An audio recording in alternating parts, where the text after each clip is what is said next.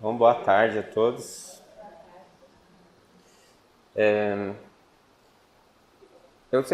Eu começo sempre falando assim, né? Tem palestra e tem reflexão. A diferença é que na palestra a gente estuda um assunto que está fechado, que foi estudado, compreendido, né? E aí a gente aprende esse assunto e na palestra a gente divide o conhecimento que está estabelecido, né? Na reflexão, nem sempre isso é verdade.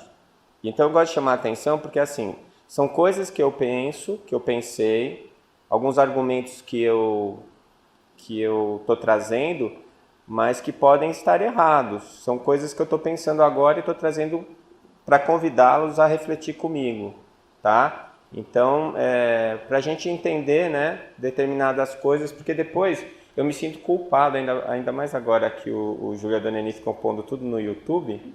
Aí depois eu vou ver daqui um tempo, eu olho e falo, nossa, mas eu já não acho mais isso, né? Eu falei aquele dia lá e agora eu mudei de opinião.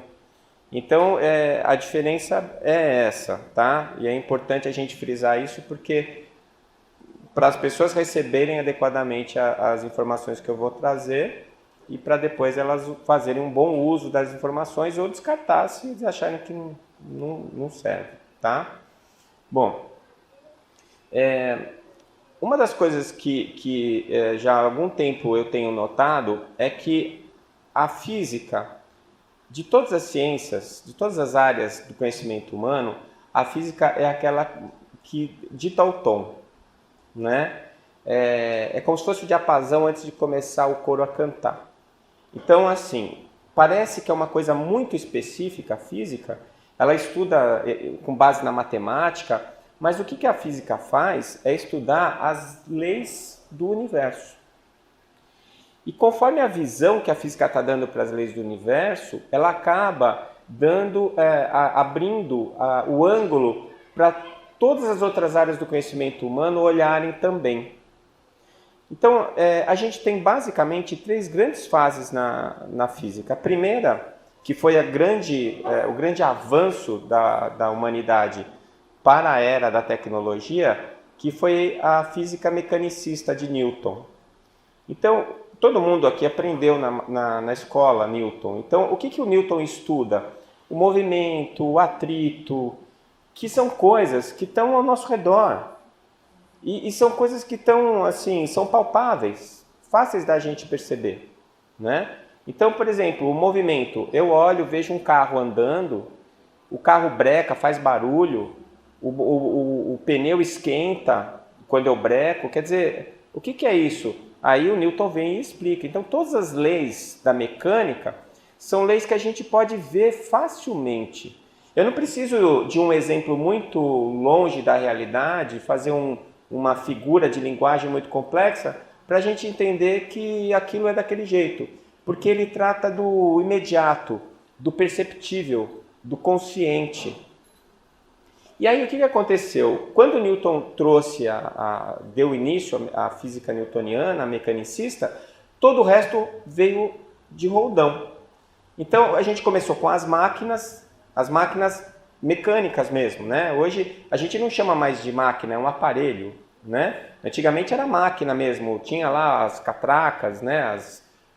Todos os mecanismos que faziam com que aquele objeto, que a gente chamava de máquina, que era um monte de objetos que usando as leis da mecânica fazia com que você ganhasse alguma vantagem, né? E todo o resto veio junto. Então, a filosofia, a medicina, a biologia, todo mundo veio com o mecanicismo junto. Então, a gente se acostumou a admitir, primeiro que a curiosidade nos fez debruçar sobre o estudo das coisas. Então, tudo que era fenômeno que a gente observava, a gente queria estudar. Ia lá e estudava e conseguia tirar essas leis que eu chamo de leis imediatas, aquelas leis mais óbvias, né? Que foi o que fez a mecânica. E a gente estava muito feliz nesse mundo em que a gente acreditava que tudo estava explicado. A sensação de satisfação era tão grande que a gente tem notícia de 2 artigos científicos escritos por grandes cientistas da época, dizendo que o homem já conhecia tudo que existia no universo. Olha só, né? é a tranquilidade da ignorância, né? Quando a gente acha que a gente sabe alguma coisa, é porque a gente não sabe nada.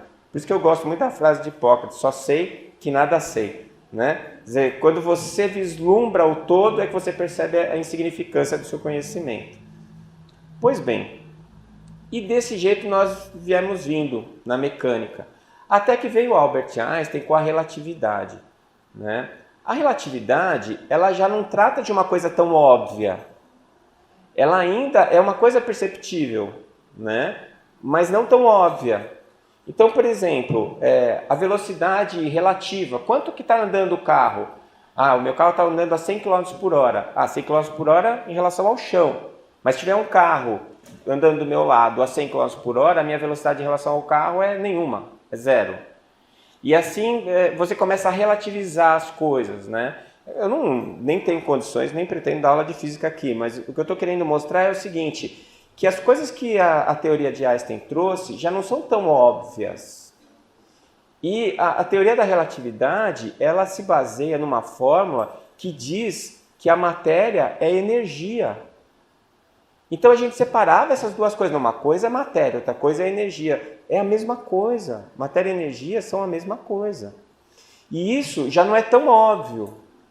Então a relatividade, ela já parte de um nível consciente para um nível subjetivo, né? Mas ainda um nível que traz uma objetividade. Eu não sei se vocês sabem que a teoria de Einstein, ela nunca conseguiu, nenhum experimento em laboratório conseguiu provar a teoria. E ela só foi comprovada ao longo do tempo aplicando ela para as observações que os astrônomos principalmente faziam em relação aos astros e que essas coisas davam certo. E aí começou a desenvolver toda uma tecnologia em cima da teoria da relatividade que trouxe resultado. Então a gente concluiu que realmente era verdade. E aí, junto com essa relatividade, já veio um monte de outras coisas. Quer dizer, a ciência toda mudou o tom. Já não era mais aquele negócio óbvio, mecanicista, e a gente já começou a estudar as coisas dentro de um ponto de vista mais relativo, não absoluto, né?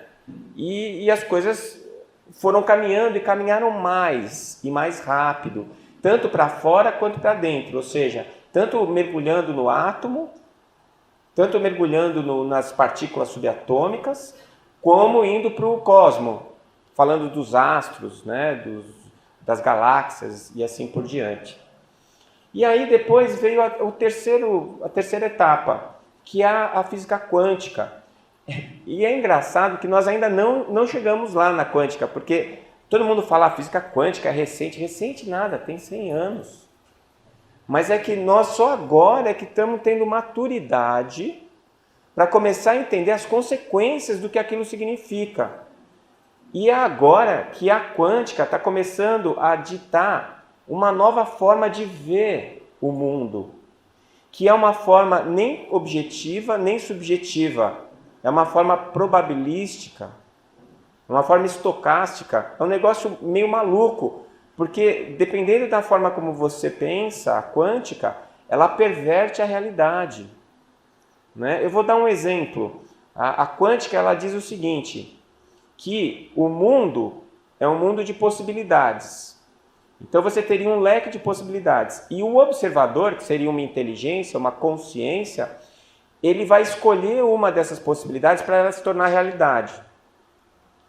Falando assim parece fácil, mas é uma confusão isso. Eu não sei se vocês estão parando para pensar, né? Vamos supor que tem dois físicos quânticos vindo numa rua. Um vindo numa rua aqui e o outro vindo na perpendicular.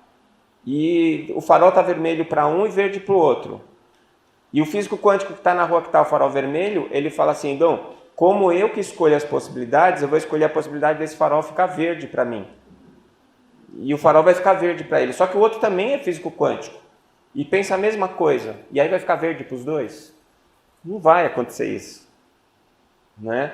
Então, num pensamento óbvio, no pensamento imediato, que é como nós estamos acostumados a pensar por causa do Newton, a gente começa a achar muito absurdo a quântica. Mas é que ela vai além. Ela não vai no óbvio, ela não vai nem no subconsciente, ela vai no inconsciente. No inconsciente coletivo de Jung, tem quântica. Então, não é bem assim, eu quero flutuar e eu flutuo. Eu quero que seja dia e é dia. Eu quero que seja noite e é noite. Não é assim. Mas ela revela leis universais. E nessas leis universais, ela mostra que realmente as consciências influenciam na realidade. As consciências, elas são capazes de mudar a realidade. E a realidade, ela não é real. Hoje eu vou deixar todo mundo maluco aqui. Existe uma realidade que é como a gente percebe o mundo, que é a nossa realidade. E existe uma realidade que é real, a realidade per se, que é a verdade. Essa daí, a gente tem vislumbres dela. Às vezes a gente consegue enxergar, mas às vezes não. Diante da vida, às vezes a gente tem como se fosse aquelas imagens holográficas, sabe? Que aparece muito em filme de ficção científica, e que você tem o inimigo aparece em 3, 4 lugares ao mesmo tempo, e você não sabe quem é ele, aí você atira sempre na imagem, nunca acerta o de verdade. Então, eu vejo meio assim, a vida ela vai colocando um monte de possibilidades na nossa frente, uma delas é verdade, mas eu não consigo achar qual é ela ainda. Eu tenho dificuldade de identificar qual é a verdade. Né? Eu preciso testar para ver se eu consigo entender. Então, quando a quântica começa a se estabelecer e ela já está contaminando a biologia, a medicina, a neurologia, a antropologia, ela já está contaminando, porque a física faz isso mesmo, ela dita o tom. Então nós estamos passando por uma fase tão nova e tão revolucionária do conhecimento humano que a gente tem uma certa dificuldade de chegar lá, de alcançar. Então, eu vou me usar aqui de um trabalho de um filósofo que eu gosto muito, que é o Arthur Schopenhauer, e ele tem um trabalho que ele fala o mundo como vontade, como representação. E ele fala assim, que a gente não consegue perceber a verdade, a realidade. Que a realidade nada mais é que a tradução dos nossos desejos. E que a minha razão é a ferramenta que eu uso para transformar o meu desejo em realidade. No primeiro momento parece muito louco isso que ele falou, mas é a mais pura verdade. Nós não vemos o que é. Nós vemos o que nós queremos que seja. É bem isso. Então, o exemplo que eu sempre dou é do torcedor de futebol. Tem um torcedor de um time e outro do outro, os dois assistindo o mesmo jogo, no mesmo ângulo, né? E eles têm visões completamente diferentes da partida. Você vai ter sempre uma tendência de achar que o seu time é que está sendo roubado. Né? Dificilmente alguém vai falar assim, não, o juiz roubou para o meu time, favoreceu o meu time. Eu nunca ouvi ninguém falar isso. Né? E se você for testar se ele está falando a verdade ou não, você vai ver que ele está falando a verdade. É a verdade dele. É a realidade dele. Não tem aquela frase que diz que quem ama o feio, o bonito lhe parece? Bom, se você ama o feio, não é feio, é bonito. É feio para o outro que está olhando. Né? Sabor, gosto de coisa. Tem gente que gosta, que seria do verde se todo mundo gostasse do amarelo. Não tem essa história? Isso mostra que a nossa visão do mundo é uma visão particular. Cada um de nós vê uma realidade diferente. Existe uma realidade única para todo mundo? Existe. Só que nós não somos capazes de vê-la de maneira clara e objetiva, ainda. Né? Então, o que a filosofia de Schopenhauer já falava e o que a neurociência explica na hora que a gente vai entender como o nosso cérebro interpreta os estímulos que vêm do meio, é a mesma coisa que a física quântica está trazendo para a gente, como conceito. Né? Que, na verdade, a gente escolhe o que a gente quer que seja, mas a gente não é capaz de olhar o que é. Na minha opinião, a evolução, que é a nossa capacidade de cada vez ser melhor, a nossa evolução vai nos dar a capacidade de ver o que é. o crescimento, o entendimento do universo, o entendimento de mim mesmo, o conhecimento das leis naturais, que são as leis divinas, é que me abrem os olhos para eu ver a verdade. Né? Tem uma frase que eu odeio, que diz assim, que em ciência as verdades são transitórias. Eu acho isso uma mentira absurda. Se a ciência busca a verdade, como é que a verdade pode ser transitória? Se ela muda é porque não era verdade, era mentira. Ou então era uma verdade parcial. E é o que eu acredito que acontece. No avanço da ciência, você vai chegando a determinadas conclusões que naquele momento você acha que é verdade, mas não é. Lá na frente você vai ver que é mentira. Né? Lá na frente você vai ver que ou você estava enganado, ou que aquilo é só um pedaço da verdade, que quando eu coloco o resto, aquilo muda o panorama e eu já não consigo tirar as mesmas conclusões que eu tirava antes.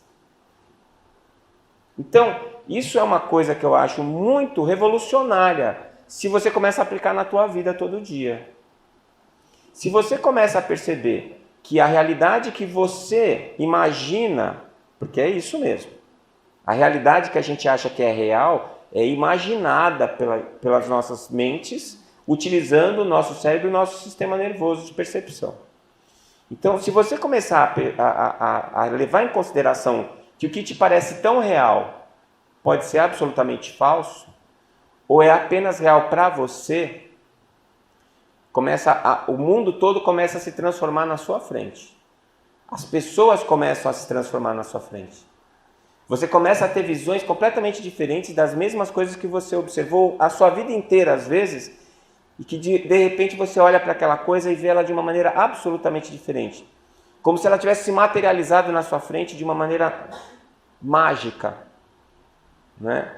E acaba parecendo mágico mesmo, porque é na nossa cabeça que isso existe. Então, se para eu ver a verdade, para eu conseguir enxergar a realidade per se, a realidade real, eu preciso aprender, eu preciso evoluir, qual seria o caminho de evolução? É o aprendizado, né? A gente vai aprender. Aprender o quê? Aprender tudo. Porque, na verdade, o que a física quântica está falando e o que eu estou falando para vocês é uma coisa de escolhas, não é? São escolhas. Eu estou diante de um objeto, eu vou experimentar uma comida que eu nunca experimentei. Aí eu vou sentir o gosto da comida. Se eu vou achar ela boa ou ruim, ou neutra, né? Que nem chuchu é neutro, não é nem bom nem ruim, né? Quiabo é ruim para mim. Tem gente que adora, não é? E chocolate é ótimo. Então pronto, eu estabeleci esses critérios, são escolhas. Tem um amigo meu que ele é obeso, ele tem problema de peso, ele fala assim, a culpa de eu ser gordo é de Deus. Porque se ele tivesse colocado gosto de churrasco na alface, eu ia ser magro. Não é? Então tudo é uma questão de escolha.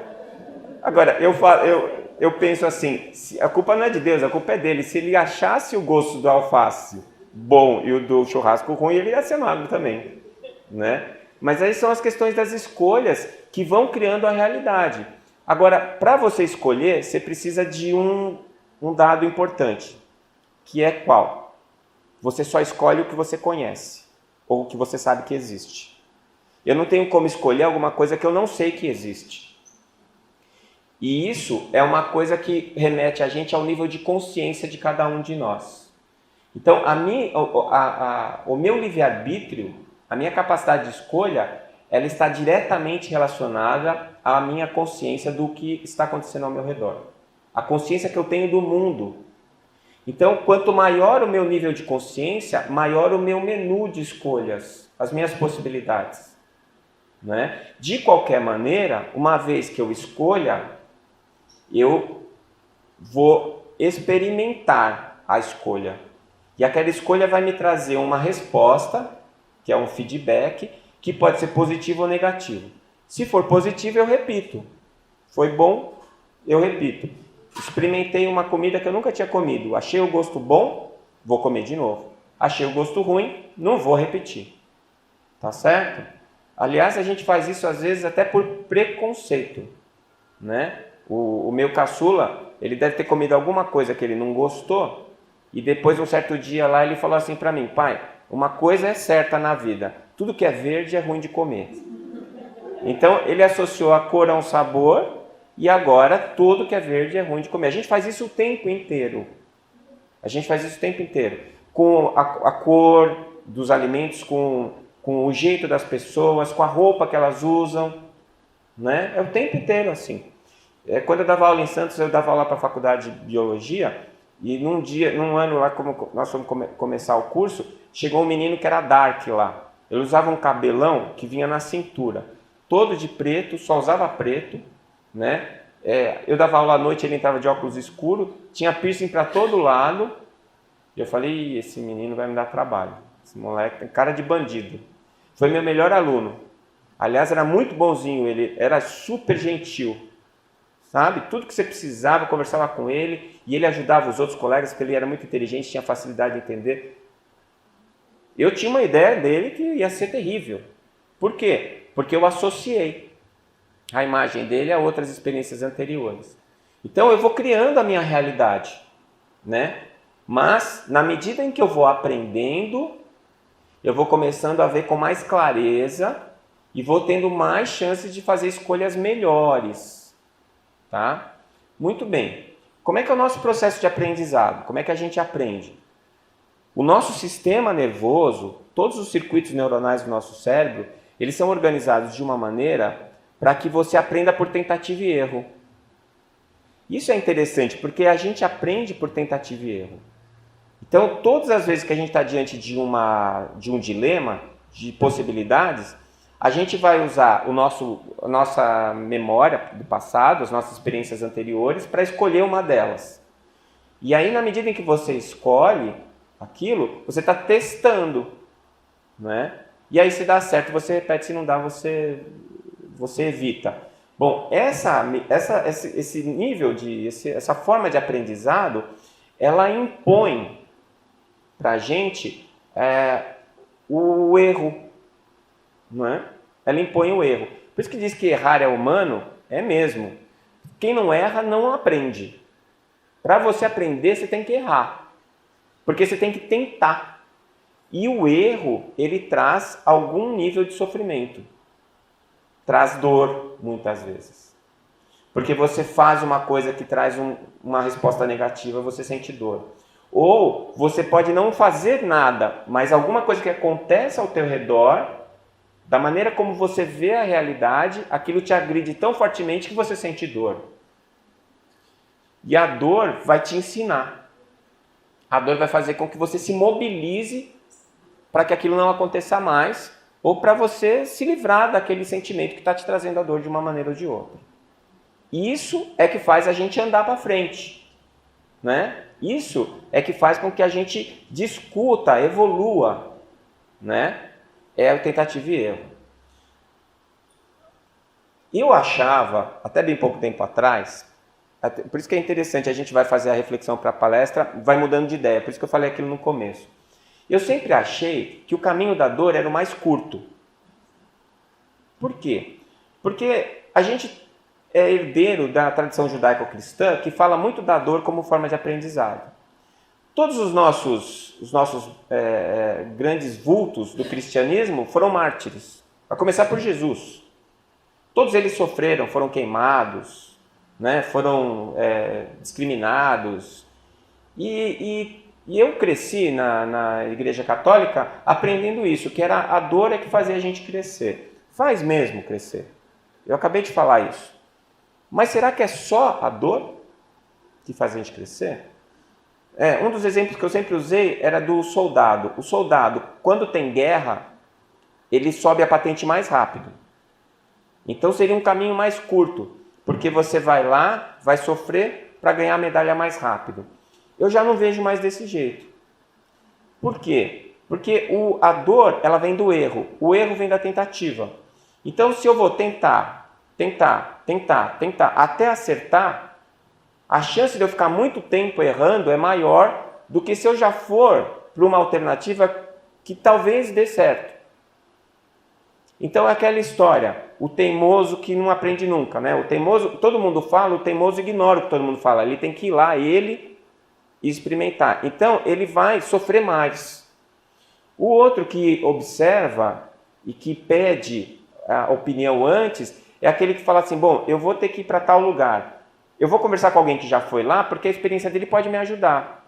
Pronto, ele já está eliminando um monte de possibilidades que ele não precisa errar para passar por aquilo. Então, esse daí não está buscando a dor, ele está buscando um caminho do acerto. Obviamente que é um caminho mais curto. Vocês concordam comigo? Então, o caminho da dor não é o caminho mais curto, é o caminho mais longo. O caminho mais curto é o caminho do conhecimento, da busca, do entendimento. Esse é mais curto. Aí, eu já ouvi também assim, não, o caminho da dor é o caminho mais fácil. Obviamente não é o mais fácil. Quem é que acha mais fácil sentir dor, sofrer? Ninguém. Né? E olha, mesmo no caminho da dor, do sofrimento, que é um caminho que nos empurra com força para frente, tem gente que continua parado. Né? Mesmo esse continua parado, porque sofre, se revolta, e em vez de aprender, ele fica rodeando e fica circulando em volta do erro. Então ele não aprende, sofre e não aprende. Por isso que toda vez que acontece alguma coisa muito ruim na minha vida, ou que eu estou doente, ou que eu sinto alguma dor, nas minhas preces, a primeira coisa que eu faço é perguntar, é pedir que a espiritualidade me mostre a lição que eu tenho a aprender com aquela experiência. Porque eu quero aprender rápido. Porque eu quero sair daquela dor o mais rápido possível. Eu, particularmente, não tenho nenhuma vocação para a dor. Não acho legal, não gosto. E se der para evitar, eu vou evitar. Mas quando ela vem, eu não posso me revoltar, eu preciso me resignar. E a resignação não significa aceitar passivamente. Significa aceitar que aquilo está posto para você. E que é você que precisa lutar para superar aquele obstáculo. Se ele for insuperável, aprender a lição que eu tenho que aprender com ele. Certo? E é assim que a gente vai indo. Então, a dor não é o caminho mais curto, nem o mais fácil. É o caminho mais provável. É o caminho mais provável por quê?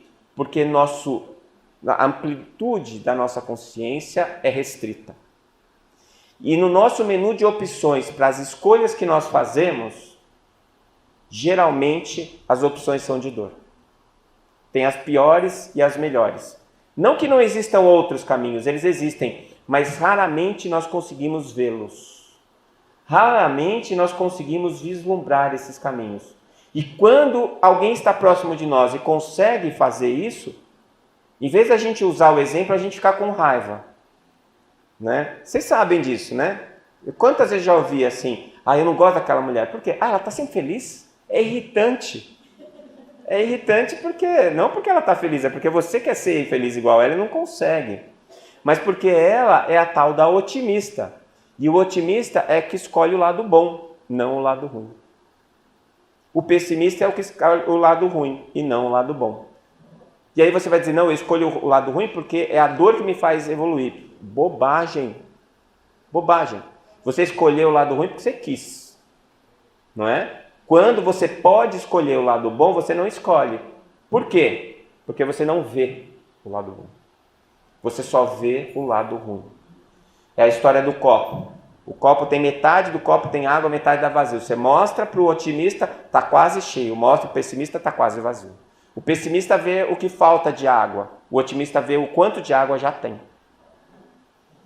Então, essas escolhas, elas determinam a sua vida e determinam a vida das pessoas que você influencia. Porque a maneira como eu vejo a realidade depende das minhas escolhas, mas as minhas escolhas dependem do meio onde eu vivo. E nós somos constantemente influenciados pelo meio. Constantemente. É só aparecer alguma coisa no Fantástico que todo mundo acredita na segunda-feira. Todo mundo acredita. Agora não, que o pessoal está abrindo o olho, né? Mas era assim. Se você tem uma pessoa que você confia muito, que você considera ela muito, e ela te dá uma opinião, essa opinião ela tende a ser a sua. Até que a experiência mude a forma de você ver. Então, existe uma coisa que a quântica está falando agora, que se chama efeito zeno quântico. O efeito zeno quântico é o seguinte: Vocês sabem que os físicos vão observar uma partícula pequenininha e a maneira como eles observam determina o comportamento da partícula, né? Que é a tal da física quântica, partícula, onda ou partícula, como ela vai se comportar. E eles descobriram o seguinte, que quando muitos pesquisadores estavam observando a mesma partícula e eles tinham a mesma ideia sobre a partícula, ela acabava consolidando aquele comportamento e ela passava a se comportar sempre daquele jeito. Seria como o inconsciente coletivo do Jung. Assim, se todo mundo pensar uma coisa, aquela coisa se transforma em realidade no meio. Então você imagina que todo mundo tem um pensamento ruim sobre determinado assunto naquela sociedade, o que vai acontecer? Aquilo vai se consolidar como verdade para todo mundo que está naquela comunidade. E o efeito xenoquântico, ele pode funcionar também para você. Porque se você fica o tempo inteiro pensando numa possibilidade ruim, você vai acabar cristalizando aquela possibilidade na sua vida. E aquilo vai acontecer. E depois você ainda fala, bem que eu falei. Todo feliz, orgulhoso. Né? Todo orgulhoso. Então acontece muito isso, a gente vê isso na medicina, vê isso na vida. Às vezes a pessoa fala, eu comecei hoje com o pé esquerdo, eu já estou vendo que o dia vai ser uma droga. Aí tudo o dia dela dá errado. Aí chega a noite em casa, ela chega e fala, toda satisfeita, bem que eu disse que o dia ia ser uma droga. Ué, foi porque você quis. Você escolheu. Você deu o start. Né? Eu sempre conto essa história, é uma história meio íntima até, mas eu conto porque é um bom exemplo. Há 5 anos atrás eu saí de Santos e vim morar aqui em Campo Grande. Eu cheguei aqui, eu estava desempregado, né? Se você perguntar para mim por que eu mudei, eu vou disfarçar, vou falar para você que eu sei, mas eu não sei. Né? Porque eu estava 22 anos em Santos, minha vida estava prontinha lá e resolvi vir para cá. Bom, nós mudamos para um apartamento que tinha só um banheiro. Eu, minha mulher e meus 3 filhos. Como se já não bastasse, nós pegamos uma infecção por rotavírus. E todo mundo ficou mal do intestino. Agora você imagina 5 revezando num banheiro. Naquele momento eu já estava achando que a minha vida estava indo para o buraco, entendeu? E eu não estava conseguindo me colocar, estava achando que estava tudo uma droga, falando, o que eu vim fazer aqui? Eu devia estar em Santos, não sei o que lá, aquela coisa toda. Um belo dia, eu levantei de manhã cedo para ir trabalhar. Aí fui no tal do banheiro. Na hora que eu fui sentar no vaso sanitário, o vaso quebrou. Olha, me deu um desespero naquela hora, uma vontade de sair e pular da janela, porque era baixinho, não ia adiantar nada. Aí, na hora, eu me lembrei, acho que a espiritualidade me inspirou, falou assim, as coisas que você fala nas suas palestras, por que você não usa? Diz que o ouvido mais perto da minha boca é o meu, né? Por que você não ouve? Aí sabe o que eu fiz? Eu levantei, voltei para a cama, deitei, rezei um Pai Nosso, conversei com a espiritualidade e falei, eu vou começar o meu dia de novo. E a partir desse dia, tudo vai começar a dar certo na minha vida aqui. E aí eu levantei, fui lá, prendi de novo o vaso sanitário no chão lá, nem sabia que aquilo consertava daquele jeito, consegui consertar. E a partir daquele dia, as coisas começaram a andar e tudo deu certo. Né? Foi coincidência, foi escolha. Porque já estava dando certo, mas eu não conseguia ver. Eu falava que eu não tinha amigos aqui, muita gente já tinha se aproximado de mim, estava oferecendo amizade e eu não conseguia enxergar. A gente não vê o que é, a gente vê o que a gente deseja que seja. Né? Então, o que isso significa? Significa que nesse processo de aprendizado, de tentativa e erro, eu preciso me concentrar no acerto e não no erro. Quando eu percebo que aquilo não dá certo, eu descarto aquilo, eu não preciso ficar remoendo, porque foi uma tentativa que não deu certo. Segue o caminho, vai em frente. Porque aí, no final, você vai encontrar a alternativa certa. No final, que você der o tiro em todos os bandidos falsos, vai chegar uma hora que você vai acertar o verdadeiro. Agora, se você prestar atenção, você pode até refinar a sua tentativa. Para não precisar ficar errando tanto, né? Para você poder observar o que o outro fez. E será que a gente já tem essa referência? Gente, faz mais de 2000 anos que a gente tem a referência. E ele explicou direitinho o que a gente tinha que fazer para ser feliz. E a gente não faz.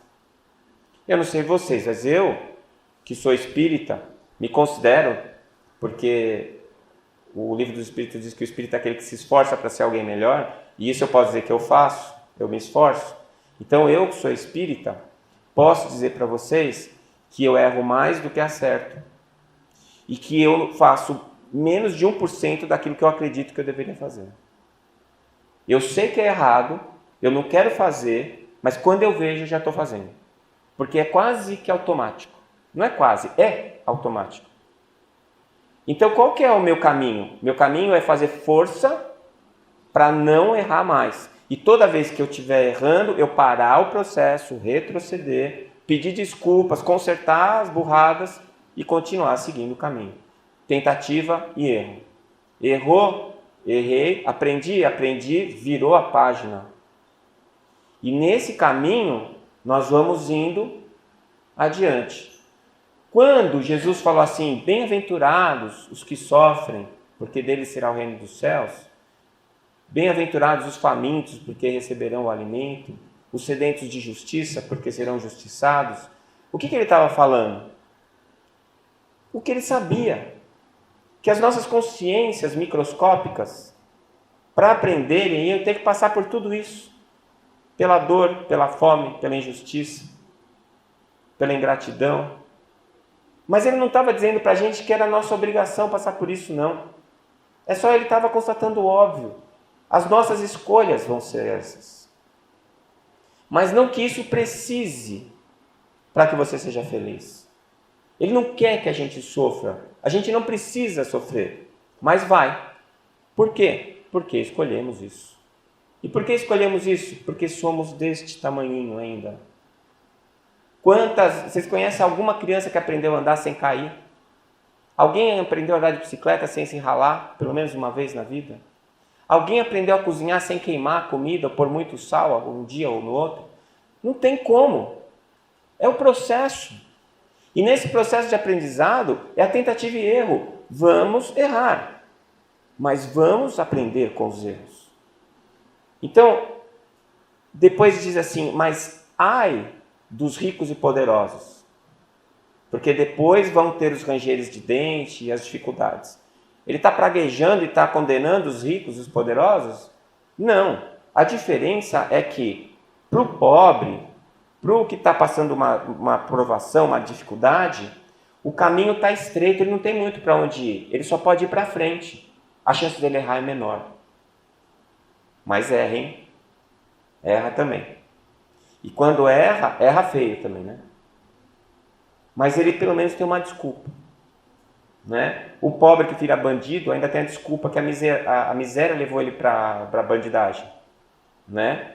Mas se isso fosse verdade, todo pobre ia ser bandido e não é. Mas ele tem essa desculpa. E o rico que é bandido? Esse não tem desculpa nenhuma. Então, por que ai dos ricos e poderosos? Porque os ricos e poderosos, eles estão por conta. A consciência deles é que conduz eles. A vida não restringe. Então eles têm um caminho mais aberto, mais largo. A chance deles adernarem é maior. Então a prova é mais difícil. Mas eles podem evoluir sem a dor? Claro que podem. Se você é rico e poderoso e usa a riqueza e o poder para auxiliar o próximo, você dá um passo enorme. Você evolui, você aprende. E aonde é que nós queremos chegar? Queremos chegar no conhecimento das leis naturais. Queremos chegar na consciência ampla, capaz de escolher o certo. Capaz de ver o que é e não o que deseja ser. Schopenhauer fala que o único que vê a verdade é aquele desprovido de desejos. Só é desprovido de desejos aquele que ama sem condições. Aquele que ama a todos sem nenhuma condição. Seja qual for a condição do outro, ele não impõe condição para ele. Então esse não tem desejo. A única coisa que ele faz é amar. Amar ao próximo, irrestritamente. Então, ele não tem problemas nenhum com ingratidão. Ingratidão, o que é? É o outro não fazer o que você acha que você merecia que ele fizesse por você. Você ajuda o outro te trai depois, ele foi ingrato com você? Se você esperava algum retorno dele, ele foi ingrato. Se você não esperava retorno nenhum, ele não foi. Ah, mas ele te prejudicou depois. Mas ele não sabe o que eu sei. Ele é ignorante. E a ignorância leva ao mal. A sabedoria leva ao bem. O mal não é o contrário do bem, é a ausência dele. Então, o meu nível de consciência vai levar a uma possibilidade de ver o mundo, reagir com o mundo de maneira harmônica. É lá que eu quero chegar com a minha evolução. E quem vai me levar lá? O conhecimento. E o conhecimento vai ser gerado pela minha capacidade de aprender. E este, na minha opinião, é o que se referia a Jesus quando dizia que nós somos criados à imagem e semelhança de Deus. A imagem e semelhança de Deus não quer dizer que Deus é um ser humano. Não quer dizer que Deus é um ser. Quer dizer que nós temos no nosso germen, na nossa origem, a capacidade de aprender e evoluir.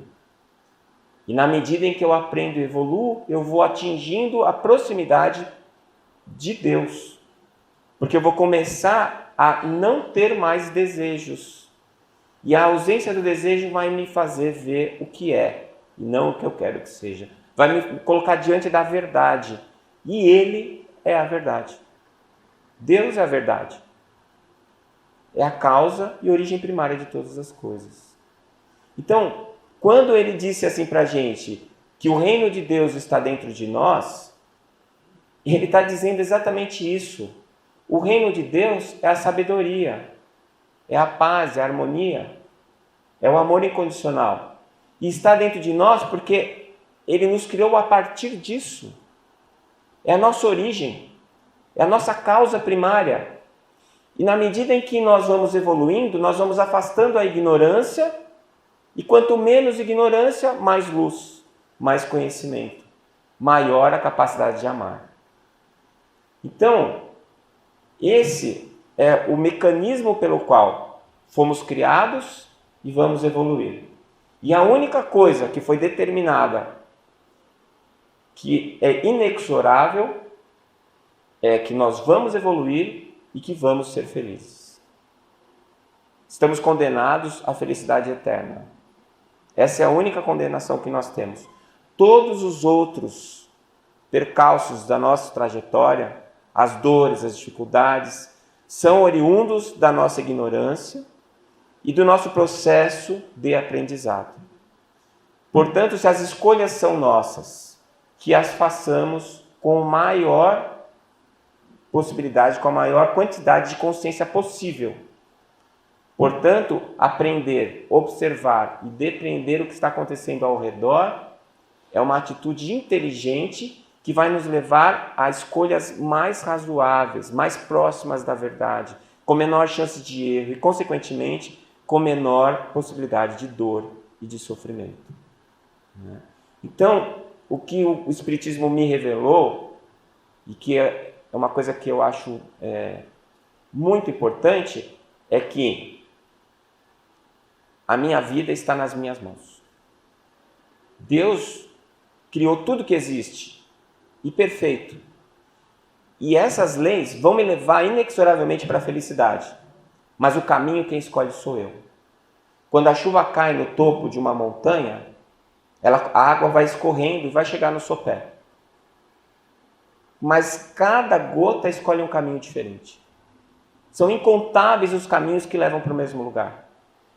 Ou se você pensar numa bacia de um rio, toda a água da chuva que cai naquela região vai acabar parando na bacia do rio. Mas cada uma vem por um caminho diferente. Cada um de nós tem o seu caminho. Cada um de nós vai para um lado. Às vezes a gente está vindo junto. Tem uma pedra, um vai para a direita, outro vai para a esquerda. Mas lá no final nós vamos dar no mesmo lugar. Então essa é a boa notícia. Está na minha mão. Só depende de mim. Eu não dependo de mais ninguém para ser feliz. Só de mim. E essa é a má notícia. Porque antes eu deixava tudo nas mãos de Deus. Eu deixava nas mãos das outras pessoas. Eu queria alguém para me fazer feliz. Eu queria alguma coisa para minha vida ser feliz. Eu queria um Deus que me desse tal coisa. Com todo respeito aos nossos irmãos cristãos, eu fico tão revoltado quando eu vejo pertence a Jesus. O que Jesus vai fazer com um Fusquinha? Fala para mim. Nem que fosse um Rolls Royce. Pouco importa. Os objetos materiais, eles não servem para nada, a não ser como instrumentos de aprendizado. A gente dá uma significância muito grande para isso. E o fato de eu saber que está na minha mão dá um significado muito profundo para o busca e acharás. Se eu estou triste, se eu estou perdido, se eu estou angustiado, se eu acho que a minha vida não está no rumo certo, se eu acredito que as coisas não estão indo como deveriam ir, penso, analiso as minhas escolhas até o ponto em que eu estou, penso aonde eu quero chegar e a maneira como eu quero chegar e reformo as minhas escolhas, mudo a minha vida, transformo ela. E para eu transformar a minha vida, eu não preciso de nada, de nenhum saldo no banco, de nada. Eu só preciso da vontade de mudar e da resolução. A partir de hoje, vou fazer diferente. Busco uma vida nova. E se eu buscar com vontade, eu vou achar. Não é? Então, não fica esperando que Deus venha te salvar. Ele já faz tudo o que Ele pode para isso. Não pense que alguém precisa vir para te fazer feliz. Porque tudo que existe no universo concorre para que você seja feliz. A única coisa que está faltando é você levantar, arregaçar a manga e trabalhar. Escolha a felicidade. Obrigado pela paciência.